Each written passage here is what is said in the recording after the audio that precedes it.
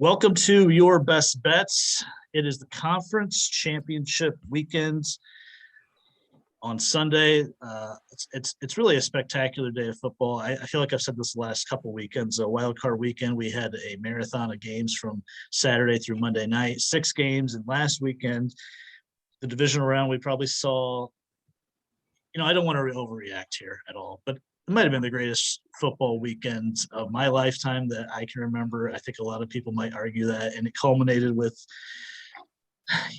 possibly the best playoff game that any of us have seen. So we'll talk about it here, break it all down. The conference championships coming up. With us is Zach Fitzgerald. Zach, any Colin Morikawa takes lately, or is still going to win 10 majors? I mean, it's early in the year. Yeah, I still think he's going to win 10 majors. I'd still bet money. I thought that the games on Saturday were good games, low-scoring games, cold weather games for sure. But if those were considered boring by people, Sunday more than made up for it. That game, the evening game,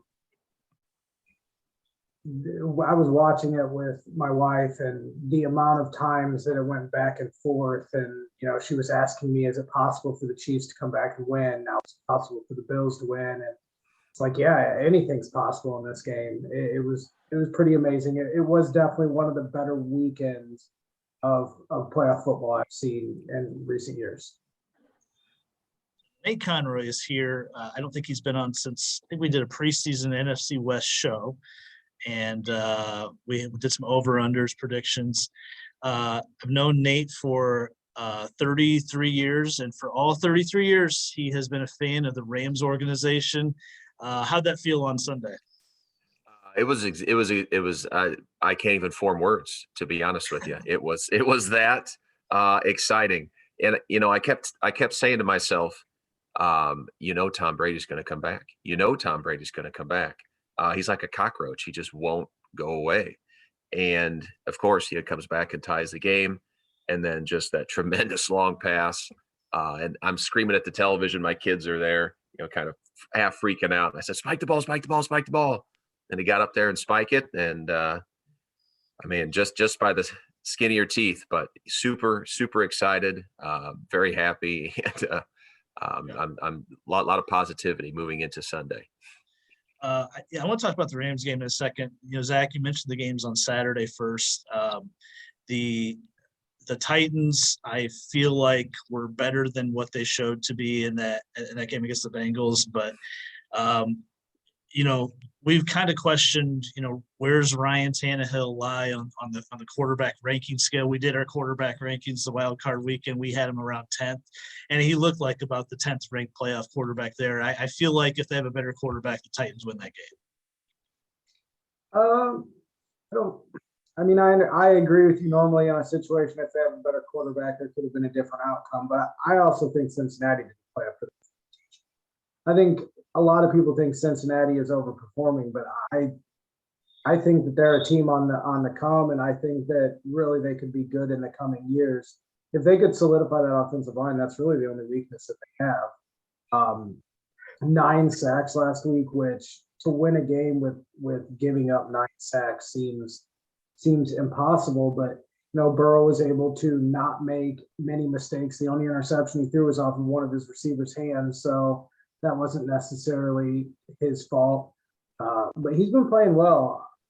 I still don't necessarily know that I think that Cincinnati's completely out of this game. I don't want to foreshadow too soon, but I'm kind of in the mindset that the Bengals have had some things go their way so far the first couple playoff weeks. But we'll get to that as we go. Nate, 49ers, Packers. Up to the 5-minute mark left in the fourth quarter, still felt like the Packers are going to win that game. And then, all season, the Achilles heel of the Packers has been their special teams, notoriously ranked 32nd in DVOA and special teams. And, that block punt, that pretty much turned the tide of that game. And then you just felt like the momentum turned, and somehow the 49ers were going to pull that one out. Yeah, it's obviously disappointing as if you're a Packers fan, because you literally played over 4 quarters of football, okay, and you only allowed, as a defense, 6 points, 6 points, and you still found a way to lose that game. Now you could look at that the other way and say, Aaron Rodgers only put up 10, and credit to the 49ers D for really stifling what they were trying to do. You could blame it on the elements a little bit. But with those many weapons, more than 10 points, that's on the Packers for sure.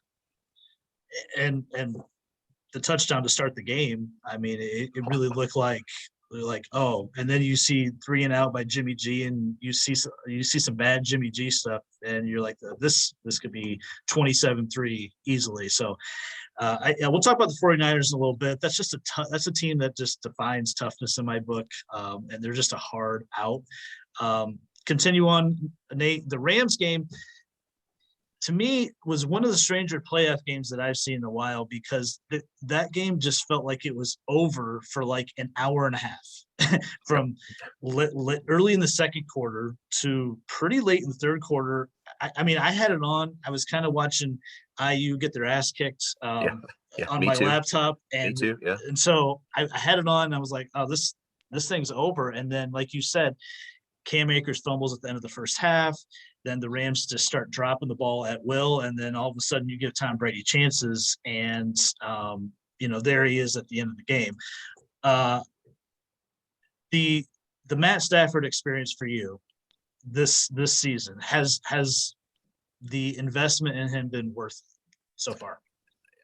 Yes, I would say yes. I mean, this is why you brought him in, and not only Matt Stafford, but those other pieces as well. You could point to the Von Miller, you could point to the Odell Beckham. That is why he was brought to Los Angeles, and you give up all that draft capital to make this run to try and get a home game for the Super Bowl. So overall, yes, to answer your question, he still has, and he seems to be getting, not in the playoffs, have had these pick sixes. I think he led the entire league in like 4 pick sixes that he threw. So he's still prone to that really devastating mistake from time to time. But I'll tell you, in the playoffs, he has done exactly what they asked him to do. Took care of business in both games, not trying to do too much, staying within himself, just running the offense. And those turnovers, at least last week, those weren't on him. I mean, those were on everybody else. So absolutely, yes, he's been worth the investment. Zach, the Chiefs Bills game, we might be talking about that one in 5 years, 10 years, because it was a good game through 3 quarters. It was pretty well played. It was back and forth, and you weren't sure who was going to win. Obviously down to the final minutes, but I don't think anyone could have seen what was going to happen the last 3 or 4 minutes of that game. My main question is, what were the Bills doing that last sequence in regulation, the last 13 seconds? First of all, the kickoff. I think that was a mistake. This is, of course, hindsight is always 20/20, but you squib kick it there. You do something to make them take 5 seconds off the clock. That's one play. That's the 25-yard Tyreek Hill play. I don't know. Were you like me? Were you questioning, what are these guys doing here? Not at the time. I mean, honestly, I was kind of just enthralled in the game and not really thinking that deeply about it. But in hindsight, absolutely. I'd heard that the next day, and it just as you say it now, it kind of made me think that, yeah, had they have taken a little bit more time off, then it would have put a little bit more pressure, and maybe they wouldn't have been able to take that deep shot that they took. But like you said, I'm glad it happened the way it did, because we got to see one of the best games that we've all ever seen. And I don't know that any game's going to be able to live up to it, but if it can, we're really in for pretty good 3 games. I was, before the game, I was watching with my kid, my oldest, and we both agreed that whoever won that game, we thought was going to win the Super Bowl, and then we'll see if that bears out to be true. It's to me, though, it's just showing more and more that almost in all instances, you really need an elite quarterback to get to this point. And of course, the Niners might be defying logic with Jimmy G. who we can all agree is not elite. But watching that Bills Chiefs game with Allen and Mahomes going back and forth, how demoralizing it has to be a fan of most AFC teams and see that and like a question how are you ever going to beat that, because the both those guys are so dynamic. They run in offenses that are tailored to their skill sets. Shout out Matt Nagy once again for that. So I just think long term it's going to be really hard to get past those set of teams. Now, of course, the Bengals might get it done this year, but I think for the long haul, we're looking at a lot of Bills Chiefs matchups down the road. Let's get to the matchups this weekend, guys. And I want to talk about these games, and I also want to talk about some of the bigger picture things in these games. So the Bengals headed to Kansas City. Obviously, Kansas City gets the break of the Titans losing. They get to host their fourth straight AFC Championship game. I was looking back because I know New England had made they had made 5 in a row in the mid 2010s, but they weren't all home games. The Bills in the early 90s, of course, made 4 AFC Championship games in a row, not all home games. But so the Chiefs, they've just owned this spot the last 4 seasons. It's incredible. They are currently favored in this game by 7.5 points. This number has pretty much stayed around 7.5 all week long. It opened at 7.5. It was bet down immediately by the sharps to 7. And I'm sorry, actually right now it does sit at 7 on DraftKings. Over unders at 54.5. The bets lie with these percentages: 63% of the bets on the Chiefs, but 68% of the money is on the Bengals. So that kind of tells me the pros have come in and hit the Bengals pretty hard. Zach, let's start with you. You mentioned that you like the direction the Bengals are headed here. Is it a question of can Burrow and this offense score enough points to hang in this game? Or what's the strategy to beat the Chiefs this week, you think? Outscore them is the only way, I think. And the weather is supposed to be 48 degrees with 5-mile-an-hour winds, so not too bad. I think the only way to beat them is to outscore them. You just got to fight fire with fire against them. Both teams defensively are capable, but not elite, not necessarily like the NFC game. So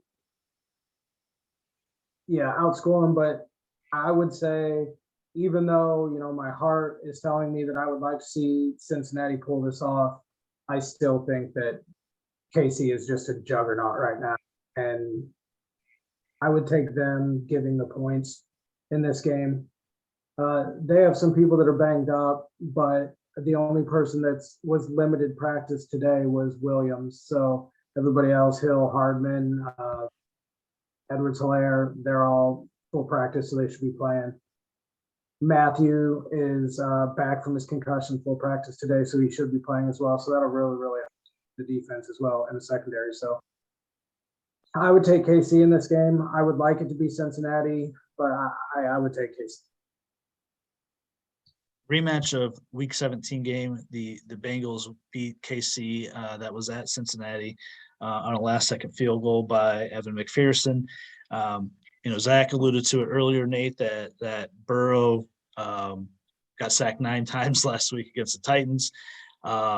Offensive line has a lot of issues. You think of a pass rusher like Chris Jones, for the Chiefs, should be able to get some pressure on Burrow. What's your take on this game? What are the keys? Well, starting with Cincinnati, offensive line, you have to protect Joe Burrow. You mentioned Chris Jones, Frank Clark. You think of the pass rush, Tyrann Mathieu, probably close to 100% on the back end. Can the Bengals score enough points? In the Raiders game, I think they scored like around 20, something like that. Just this past week in the Titans game, I don't even think they scored 20.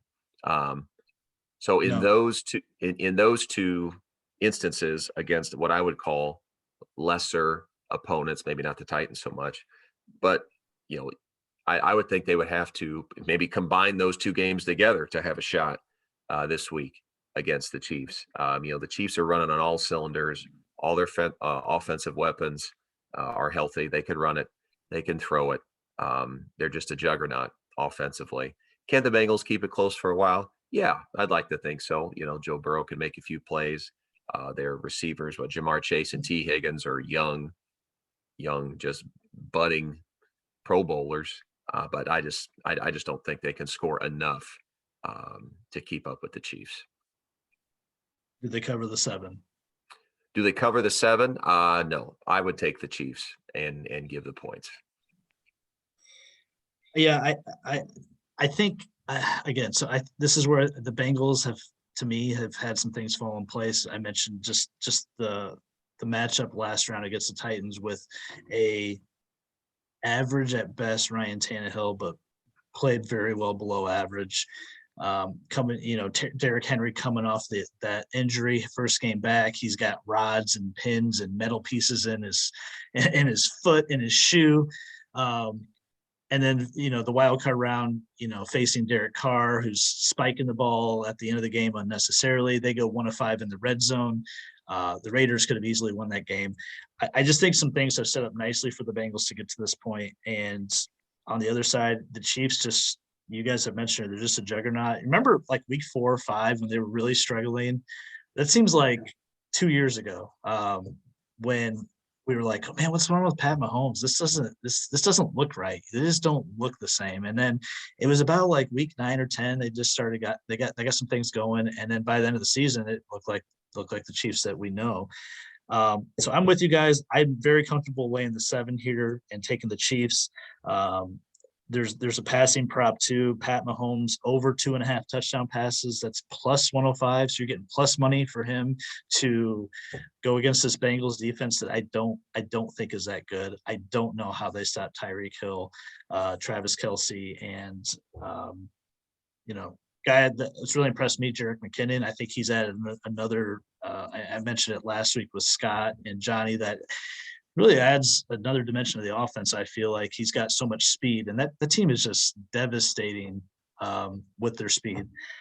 So I'm with you guys. Last question on this game, Pat Mahomes, Nate, where's his legacy headed right at this point? I mean, we're talking about 4 straight conference championship games. If they make the Super Bowl, 3 straight Super Bowl appearances,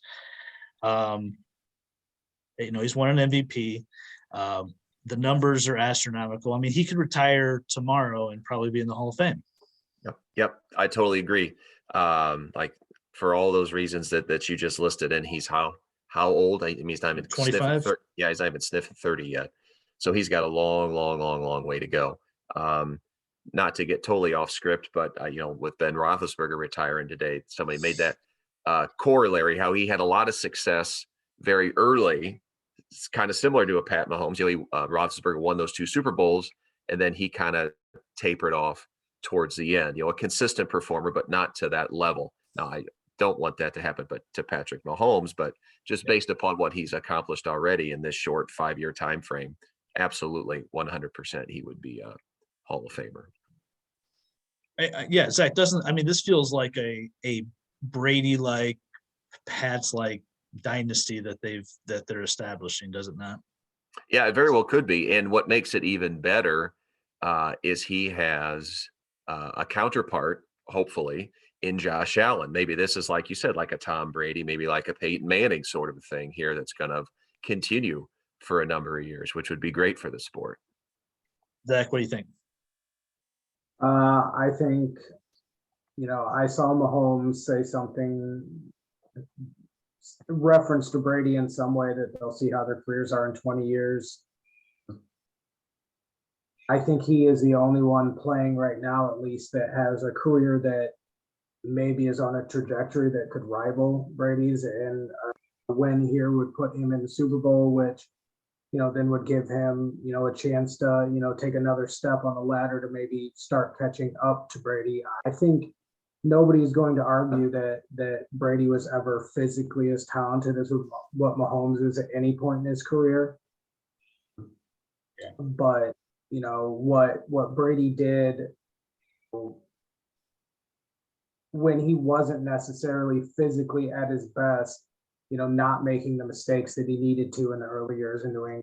There's a lot of skill to that Mahomes hasn't always shown. He's shown this year a little bit of a propensity to kind of make some mistakes. So I think if he wins, he puts himself one step closer to Brady, and he's the guy. I think he's the only guy right now that people would say has a chance.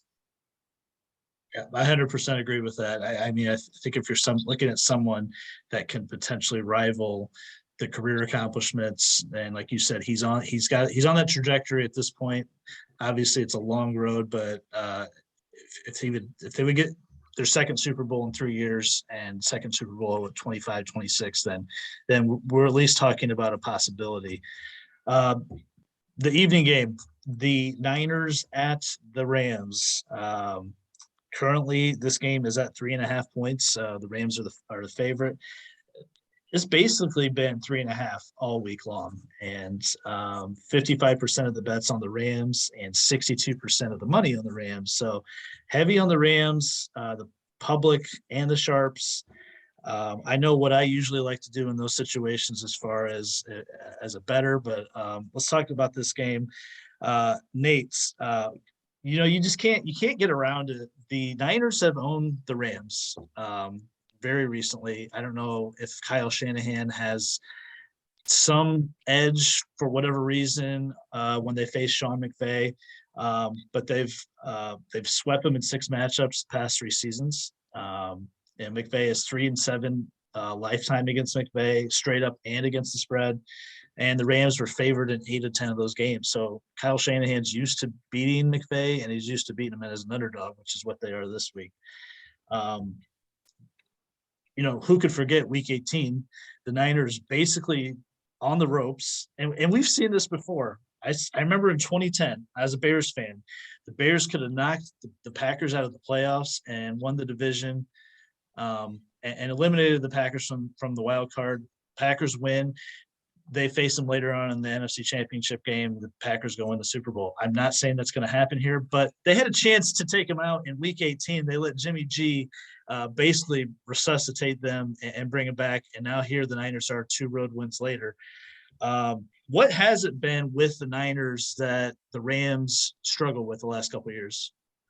Well, one is just, I think, familiarity, because they play twice a year. So, they know the Rams' strengths and weaknesses, and vice versa.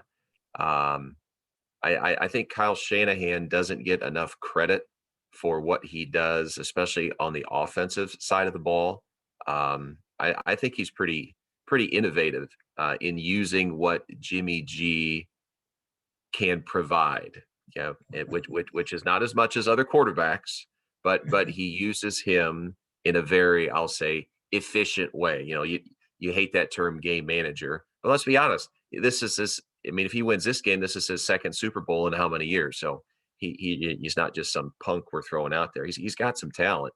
But yeah, just using these pieces in the right way. He's using wide receivers in the backfield, or he's getting that fullback use check or whatever involved a little bit, or he's got that big Trent Williams as a fullback or an H-back. Just these little wrinkles, just these little twists here and there, just to kind of keep the Rams a little bit off balance on the defensive side of the ball. And then the 49ers defense is pretty stout too with Bosa and their pass rush. So yeah, like I said, they've had the number lately here, and I'm hoping things change come Sunday. Zach, one matchup that I'm concerned about that would go heavily in the Rams' favor is the Niners secondary is not good. They've been able to cover it up with their front seven is great. We know how good Bosa is. It felt like every other play Saturday night he was harassing Aaron Rodgers. But if they get time to throw, I really think Cooper Kupp, Odell Beckham, Van Jefferson could really give this secondary some trouble. Yeah, I agree. I think that the 49ers' only chance is to pressure Stafford and make him make mistakes. I think both defenses are very good. Aside from, like you said, the secondary 49ers, but their pass rush is so good that normally that's covered up pretty well. The big difference I see in this game is obviously Stafford.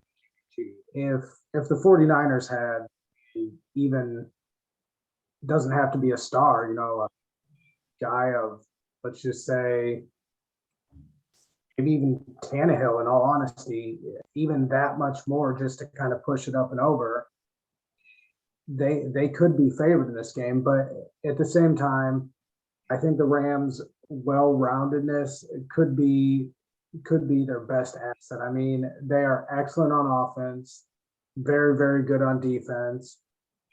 Von Miller looked great again last week. So if he can continue to do that, I mean, with him and Aaron Donald is always going to take double teams. So, if Von Miller can be even slightly Von Miller from, I think it was 2015 with Denver, then he's going to get single teamed the entire game, and he could really create some havoc.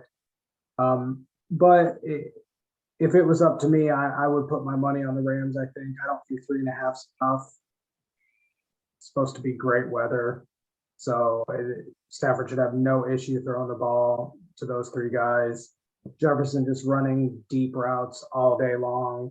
Beckham trying to make one-handed catches, and Cooper Kupp just gobbling up targets like he did all year. But I would take the Rams. Zach's laying the 3.5 with the Rams. We'll get to my pick in a second. Nate, you mentioned Deebo Samuel. Kyle Shanahan's run schemes seem to be some of the best in the league. However, we know Jimmy G has limitations.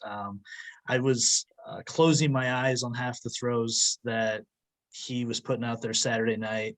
He didn't get a lot of help early in the game. We saw Kittle have a really big drop. Ayuk had a drop later, but some of these throws, he's off his back foot, and he's just getting rid of the ball, and it's scary. It's really terrifying if you're a Niners fan, I'm sure, because he's going to give you 2 or 3 of those a game.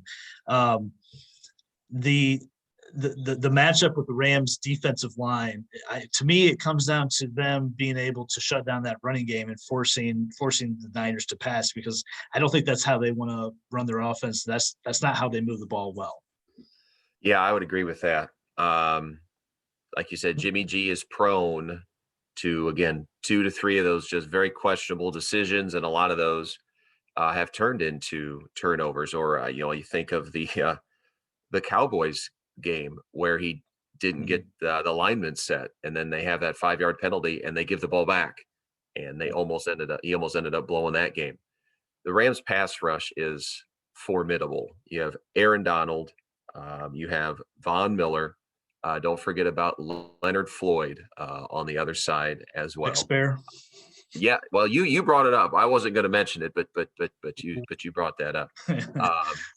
And then you have your lockdown corner with Jalen Ramsey. So he's going to eliminate basically whoever they decide to eliminate. If it's Ayuk, if it's Samuel, whoever, they're going to shut one side of the field down. So if San Francisco has any chance, they have to be able to run the ball, be it with a wide receiver, be it with Eli Mitchell, who's actually been pretty good this year. He had a short stint on my fantasy roster this year. So if they can get that run game going and get that pass rush off of Jimmy G a little bit, that's going to help those 49ers tremendously. Do I think they can do that consistently? No, I don't. What's the pick here for you? The Rams win. Do they cover? What do you got? The Rams win, and they definitely cover 3.5 either way, without question. Now, again, that might be a little biased, but no apologies from me. That's understandable. My take on this, guys, is I think this is going to be an extremely close game. I don't know if I feel good if I were a Niners fan that they've won the last few games against the Rams, or if it's the law of averages and the Rams are due to win one of these games against them. I'm I think 3.5 is too much. I don't think the Rams have any home field advantage. Sorry, Nate. No, that's fine. I agree. So, Well, last game of this regular season, yeah. yeah, SoFi Stadium is incredible. It doesn't provide a home field advantage. It's not like Lambeau Field on the Saturday night home field advantage. So I think automatically you're getting a couple extra points if you're the Niners. To me, if you give 3 points for home field, I feel like this should be 3 at most, maybe 2.5, 3. So I feel like I'm getting a couple extra points. I don't know if the Niners win this game, but I love the 3.5. I love the matchup with them running the ball. I feel like they can, like you said, behind Trent Williams, who's probably the best left tackle in the league. I know he had a bit of a injury there Saturday night. Of course, Samuel was limping off the field, Kittle. So I do have some questions about their health, but I just trust Kyle Shanahan enough to think that they're going to cover. I don't hate them to win the game. But I'll say Rams win, Niners cover. My favorite play, guys, 6-point teaser. You take the Chiefs and you take that down to a point, and you parlay it with the Niners and give them 6 points up to 9.5. Parlay those two together. That's at -120. That's what I really feel comfortable with. Is that the cowardly play? Probably, but I like the percentages there much better with the Chiefs basically just winning and the Niners getting almost 10 points. So that's my play. Last thoughts, Zach? I am looking forward to this weekend. I honestly wouldn't be surprised with any outcome that we have, and I think that any scenario in the Super Bowl really creates kind of an exciting game. So I think that probably the most exciting would be KC versus the Rams. The two high-powered offenses. Let's see if the Rams defense can get to Mahomes, which last year is what happened to him in the Super Bowl. So will the same thing happen to him again this year if they get through? For Burrow, can he get through and maybe get to the Super Bowl and start building his own legacy? Is this the last that we've seen of Jimmy G and San Fran? I'm not 100% sure that I think Lance is the answer in anything that I've seen. So, yeah, I'm excited to see where we're at next week, but I don't think we'll have a bad outcome any way it goes. Nate? Yeah, ditto everything that Zach just threw out there. I would say if you're talking about teams that have pressure, unfortunately, I think it's the Rams. Like I said, this is what they're built for. They got the home game. The Super Bowl's in your home stadium. This is what you've invested all this money and draft capital into trying to win these kinds of games to get to the Super Bowl. I don't see Kansas City playing real tight or nervous. Like I said, they've been there, 4 years in a row now. Like I said, they're playing loose. They're just out there just chucking it around the backyard. Cincinnati's got nothing to lose. They're going to play their tail off. But like I said, I don't see them pulling that off. If they did, talk about a early legacy there for Joe Burrow if he goes into KC and manages to pull that one off. But yeah, like I said, all the pressure's on the Rams, unfortunately, this week. But super pumped, super excited. Like I said, I've got my whole Sunday afternoon blocked out, so it's going to be great. It's just set up to be an epic Sunday. See if it goes your way. I've compared the Rams all season to like an NBA team that made a bunch of trades midway through the year, and then they kind of figure it out around the playoff time. And that's kind of the Rams this year. I think they've had some ups and downs. But mostly it's just been about getting the chemistry right with all these guys, all these stars by the end of the season. It appears they've done that. Appreciate you guys being here, breaking it all down, and we'll see what happens. All right, thank you. Thank you. I had a good time. Next week, of course, no football show, but we'll be back talking about golf, and I'll have Tim and Amanda here to break down the 1991 hit Days of Thunder. We're going to rewatch it and give our thoughts on a epically bad movie, so bad it's good. Thanks again for listening, and we'll catch you next time.